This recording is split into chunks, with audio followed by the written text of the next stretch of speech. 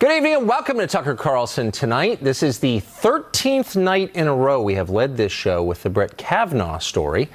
And it looks like after delays and countless twists in the saga, it may finally be coming to a conclusion.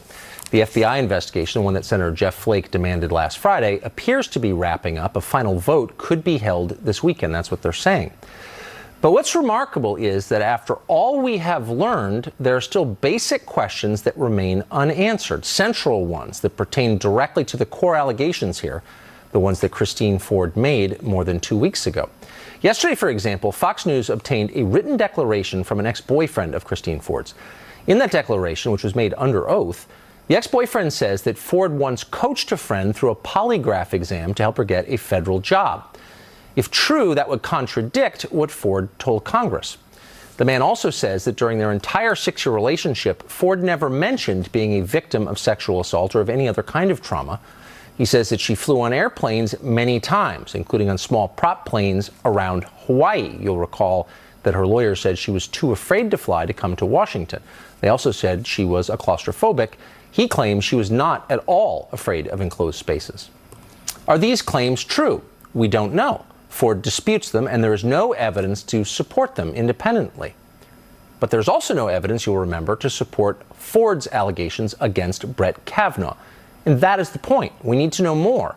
But we don't know more because nobody is asking these questions and many other questions. For example, we still haven't seen Ford's therapy notes or the notes on the polygraph exam she says she took. Ford's legal team is only now at the very last moment offering to reveal these, but only if the FBI agrees to interview Christine Ford. Why weren't these notes turned over at the very beginning of all of this? If the goal was to get to the truth, they would have been, of course. Why has Ford apparently told different stories about whether she showed her therapy notes to the Washington Post or simply described their contents to the paper? That's significant because it bears directly on her credibility. And Christine Ford's credibility is literally the only reason to believe that her story is true. So that matters. And there are other obvious unanswered questions. Here's this one. Ford says the assault defined her entire life. Apparently, she thought about it every day. It defined her academic performance. It affected all of her personal relationships. And yet she says she told not a single other human being about it for fully 30 years. How can that be?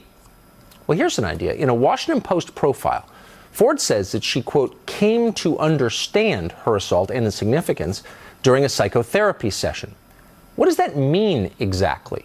Is Ford's story, at least in part, a recovered memory? This is a central question because most psychiatrists consider recovered memories, however sincere, as roughly as reliable as dreams. It's worth getting a clear answer on that, but so far nobody has because nobody has asked that question. Why is that? When an adult makes a serious allegation, asking real questions is the only correct response. It's not an attack to ask for follow-ups or probe inconsistencies. It's not victim shaming. In fact, it's patronizing not to. We don't consider Christine Ford a child. Many of her advocates clearly do. The press obviously does.